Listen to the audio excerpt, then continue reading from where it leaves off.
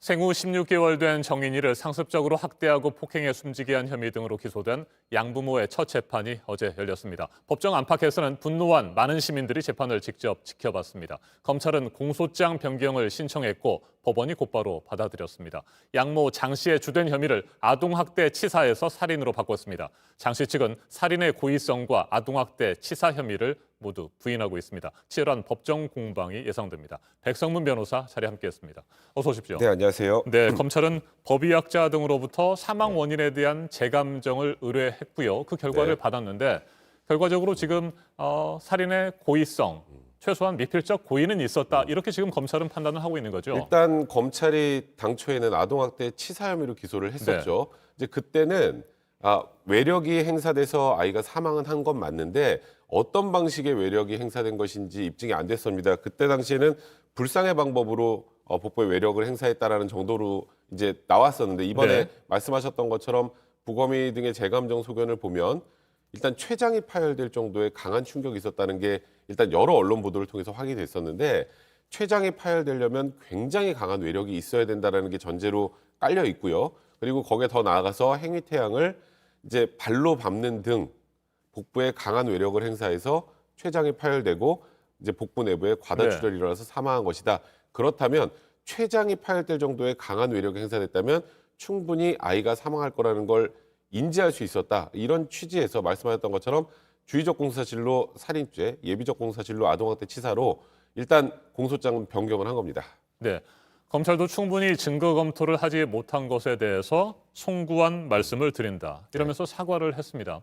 12월 8일에 기소를 할 때 아동학대 치사 혐의를 적용한 부분에 대한 사과인데 이건 어떻게 보십니까? 사실 저는 항상 이런 사건이 터지고 이 사건이 언론에 크게 보도가 되고 네. 부각이 된 다음에 죄명이 바꿔지는 경우를 종종 봤습니다. 아마 이런 아동학대 사건들에서 아마 앵커분께서도 몇 번 보셨을 거예요. 근데 문제는 이게 언론에 보도가 되면 관심이 많아지고 관심이 많아지면 감정, 재감정을 해서 살해 고의가 있는 것으로 공소장이 변경되는 경우들을 보는데 이렇게 하는 게 아니고요. 사실 언론의 관심이나 국민적 관심보다 수사에 사실 제대로 된 수사를 통해서 처음부터 이게 가능했다면 이렇게 기소를 하는 게 맞지 않았을까요? 그러니까 검찰이 지금도 말씀하셨던 것처럼 증거관계나 이런 부분들 꼼꼼히 살피지 못해서 그 당시 아동학대 치사로 기소한 것에 대한 사과를 한 건데 사실 이런 사과는 없게 하기 위해서는 그 전부터 처음부터 국민의 관심 여부를 떠나서 수사를 철저히 해야 되는 부분이 아닌가라는 생각 좀 아쉬움 듭니다. 네. 검찰은 주의적 공소 사실을 살인으로 적시를 했고요. 예비적 공소 사실로 아동학대 치사 혐의를 함께 적었습니다. 주의적 공소 사실이라고 하는 것은 앞서 저희가 살펴봤었던 주된 혐의인데 이 살인 혐의가 적용되지 못할 가능성에 대해서도 대비를 하면서 예비적 공소 사실을 남겨뒀다 이렇게 봐야 됩니까? 어떤 분들은 예비적 공소 사실을 남겨뒀다는 것 때문에 살인죄가 인정되기 어려울 것이다 이런 표현들 쓰는데 그건 아닙니다. 그건 아니고요. 원래 이제 예를 들어서 살인죄로 기소를 했는데 재판부에서 판단을 해보니까 도저히 살인의 고의를 인정하기가 어려워요. 예를 들어서 그러면 어떻게 판단하냐면요. 살인의 고의가 없으니까 그러면 아동학대 치사로 판단한다가 아니고 그냥 무죄입니다. 근데 무죄가 나면 어떻게 하겠어요? 이럴 때는 보통 미필적 고의 부분은 사실 고의를 인정하기가 굉장히 애매한 부분이기 때문에 고의가 인정 안 될 경우를 대비해서 주의적 공사실은 살인죄가 인정되면 그냥 끝이고요. 예비적 공사실은 판단 안 합니다. 근데 살인의 고의가 인정되기 어렵다고 판단하면 그 뒤에 아동학대 치사로라도 처벌을 하는 게 맞겠죠.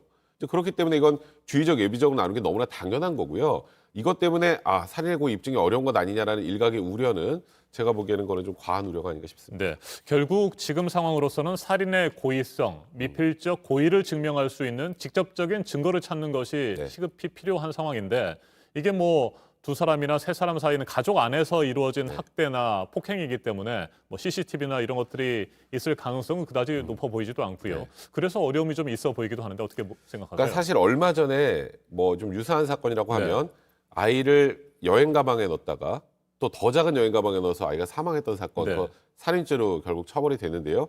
그때는 이 가방에서 저 가방으로 옮겨 다니면서 아이가 이 정도 이 좁은 가방 안에 계속 있으면 사망할 가능성 충분히 인지할 수 있었다. 그래서 미필적 고의한 살인죄가 인정이 됐는데 문제는 이번 사건에 아까 부검이들의 재감정 소견을 보면 발로 밟는 등 강한 외력을 행사해서라고 돼 있는데요. 지금 이 양모는 아이를 떨어뜨렸을 뿐이고 나는 발로 밟은 적이 없다라고 하고 있거든요. 네. 그러니까 발로 밟으면 췌장에 파열될 수 있는지 그 부분에 대한 입증은 제가 보기에 아직 없는 것 같아요. 그래서 행위태양에 대한 정확한 입증이 있어야 사실 살인의 미필적으로 인정될 가능성이 좀 더 높지 않을까. 그래서 지금 현재 말씀하셨던 것처럼 CCTV도 없는 상황에서 양모가 어떻게 아이를 학대했는지 정확하게 입증하기 좀 어려운 네. 부분이 있단 말이죠. 그것 때문에 이제 아까 그 행위에 대한 평가를 발로 밟는 등이라는 표현을 쓴 것 같아요. 근데 이제 그것 때문에 사실 살해고 입증하는 게 좀 어려움이 있는 건 사실입니다만 이런 면도 있습니다. 이게 일단 어쨌건 정인의 몸이 증거거든요. 몸이 증거인데 네. 췌장이 파열될 정도의 상황이라면 정말 강한 외력이 아니면 아니라는 그 여러 가지 보고 결과들이 있는데 외부적인 다른 요소의 개입이 없잖아요. 양엄마하고 정인이하고 둘이 있는 사이에서 일어난 거고, 이래서 뭐 교통사고 같은 외부적 사정이 개입됐다면 모르겠지만 그게 없는 상황이라면 불상의 방법으로라도 정말 강한 외력을 행사했다는 거는 입증이 될 가능성이 있어요. 그래서 저는 그래서 행위태양이 입증이 안 됐다는 게 어찌 보면 고의를 입증하기 가장 어려운 요소이기도 하지만 정인이 몸에 난 그 상해가 그 자체가 살해 고의를 인정할 수 있는 또 하나의 요소가 되지 않을까 싶습니다. 네. 그러니까 직접적인 증거가 없다고 하더라도 부검 결과라든지 네. 또 어떻게 숨지게 됐는지 그런 의학적인 판단들이 내려지게 되면 충분히 혐의 입증은 가능하다 이런 말씀이신 거군요. 그렇죠. 그러니까 이제 제3의 요소, 제3의 뭐 예를 들어서 다른 사람이 또 뭐 정인이를 폭행했다거나 말씀드렸던 것처럼 뭐 그 전에 교통사고가 났었다거나 이제 이런 외부적인 요인이 없다라는 부분이 저는 오히려 입증이 되면 행위태양이 구체적으로 입증되지 않는다고 하더라도 정인이 몸에 난 지금 모든 상흔 같은 것들이 정말 강한 외력이 아니면 나타날 수 없는 그런 상처들이라면 그러면 누가 한 걸로 나올 수밖에 없겠어요? 결국은 양모가 한 것으로 나올 네. 수밖에 없는 상황이기 때문에 다소 행위태양에 대한 입증이 부족한다고 하더라도 외부적 요인의 개입이 없다는 것이 입증이 된다면 살해 고의는 인정될 가능성이 좀 더 높지 않을까 싶습니다. 네.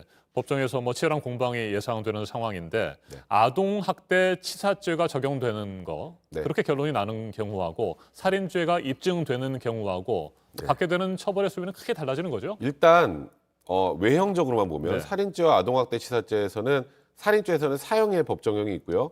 나머지 무기 5년 이상 유기징역 똑같습니다. 사실 아동학대치사도 이제 신설되면서 이런 아동학대 범죄 고의 입증하기 좀 어렵기 때문에 강하게 처벌해야 된다 그래서 법정형을 굉장히 높게 만들어 놓은 거예요. 근데 문제는 법정형은 높은데 네. 양형 기준으로 들어가면 좀 달라요. 양형 기준으로 들어가면 아동학대치사의 기본형은 4년에서 6년 선고. 이거는 양형 기준입니다.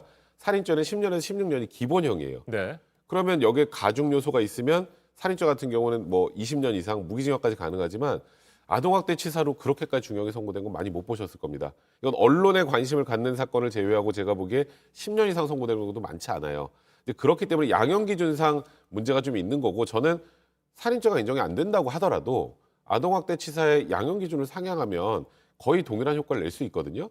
저는 그래서 살인죄가 인정되지 않는다고 하더라도 이번 사건은 아동학대 치사로 처벌된다고 하더라도 좀 중형이 선고될 가능성이 좀 높지 않을까 생각을 합니다. 네. 한 가지만 더 짧게 살펴보죠. 가중 요소에 대해서 말씀을 잠깐 해주셨는데 그 반대로 감경 요소가 작용할 가능성 혹시 있지 않습니까? 별로 없습니다. 이번 사건 같은 경우에는 인정이 된다는 전제하에 지금 양모는 모든 혐의를 부인하고 있죠. 네.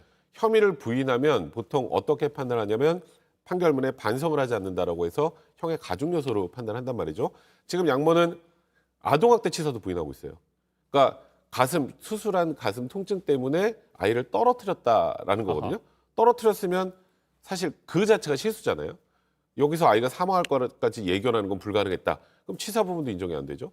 그러면 지금 현재 나와 있는 정인의 몸 상태와 전혀 지금 상반된 진술을 하고 있는 건데 이 진술이 법정에서 배척이 되고 아동학대 치사, 더 나아가 살인죄가 인정된다면 감형 요소로 작용될 가능성은 없죠. 가중 요소가 있으면 있을지언정 감형 요소는 없기 때문에 제가 말씀드렸던 것처럼 중형 선고가 예상된다는 겁니다. 알겠습니다. 여기까지 듣겠습니다. 백성문 변호사였습니다. 말씀 잘 들었습니다.